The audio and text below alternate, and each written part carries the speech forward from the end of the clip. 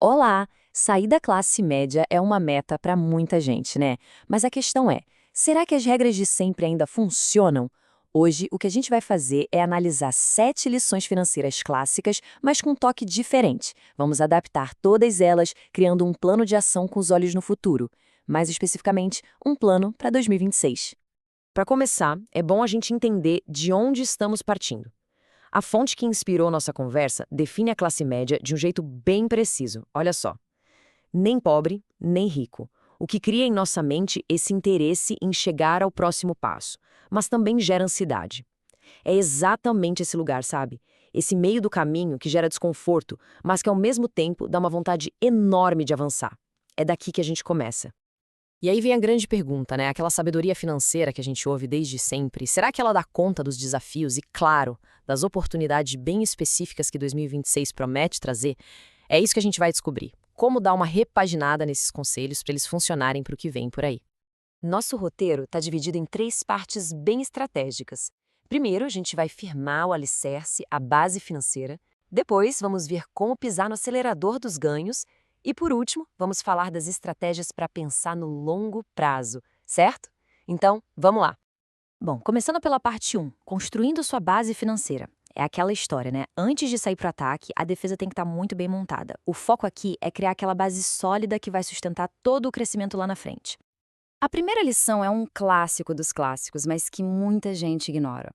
Pague-se primeiro. O que isso quer dizer na prática? É virar uma chave na cabeça. O investimento não é o que sobra no fim do mês, não.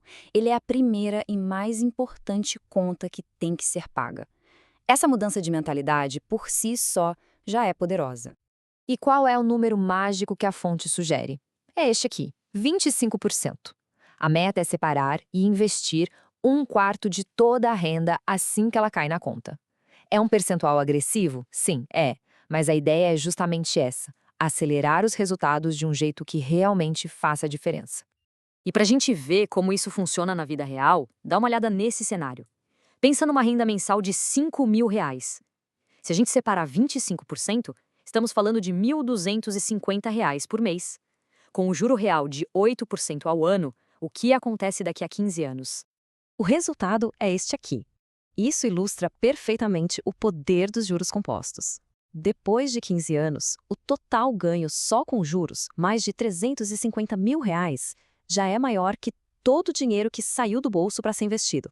É exatamente nesse ponto que a mágica acontece. O dinheiro começa a trabalhar mais do que a pessoa. Certo, com os 25% para o futuro garantidos, a pergunta que fica é: e o que fazer com os outros 75%? A resposta está na segunda lição, que é organizar o orçamento. E a fonte propõe uma divisão bem inteligente. Olha só, os 25% já estão lá, na caixinha da liberdade financeira. O resto se divide assim: 30% para os custos fixos, o essencial, 15% para conforto, tipo assinaturas academia, outros 15% para metas, como uma viagem ou a troca do carro, 10% para prazeres, para manter a motivação, né? E, olha que crucial, 5% para conhecimento. Isso não é gasto, é um investimento direto na capacidade de ganhar mais lá em 2026. É uma estrutura que equilibra o hoje e o amanhã. Parte 2. Acelerando seus ganhos. Bom, com a base financeira bem segura, chegou a hora de mudar o foco, sair da defesa e partir para o ataque. Essa parte é toda sobre como aumentar ativamente a grana que entra todo mês.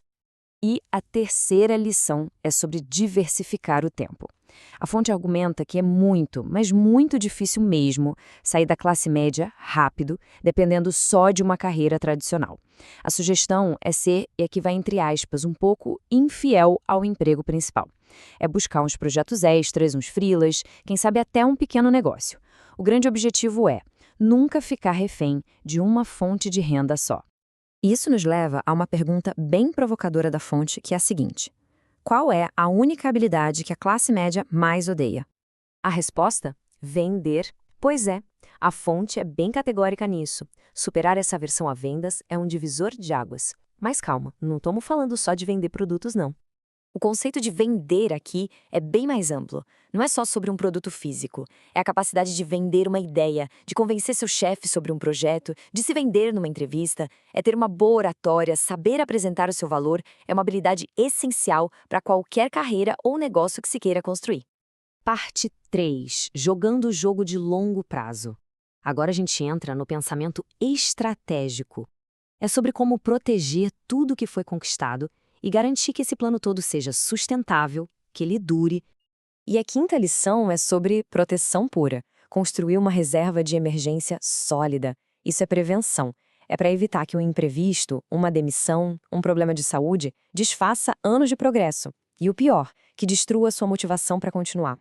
E para construir essa rede de segurança, os passos são bem diretos. Primeiro, calcule seus custos fixos mensais. Depois, some aquelas despesas de conforto. Aí você pega esse total e multiplica por um número entre 6 e 10. E o mais importante de tudo, esse dinheiro tem que ficar separado e num investimento com liquidez total, fácil de resgatar. A sexta lição é uma das mais estratégicas para quem quer jogar um jogo mais avançado. Entender os ciclos econômicos. O material de origem deixa claro que o nosso esforço pessoal é muito impactado pelo cenário econômico geral. É muito mais fácil nadar a favor da maré, certo? Em geral, um ciclo tem 4 fases: emergência, expansão, pico e contração. Identificar em que fase uma tecnologia ou um setor está hoje, tipo a inteligência artificial, por exemplo, nos ajuda a projetar onde esse setor pode estar lá em 2026 e, com isso, identificar as melhores oportunidades. O que nos traz de volta ao nosso tema principal. Olhando para o futuro, quais ciclos econômicos vão definir o ano de 2026? Estar atento a esses movimentos vai ser fundamental para tomar as decisões certas. E por fim, a 7ª lição. Mudar a mentalidade. Essa aqui é a base de tudo. É a troca de um pensamento reativo por um estratégico. Em vez de se perguntar como posso trabalhar mais horas, a pergunta vira: que decisões eu posso tomar agora para o meu futuro? É sair do piloto automático e começar a construir um plano de verdade. E essa citação da fonte resume a ideia perfeitamente.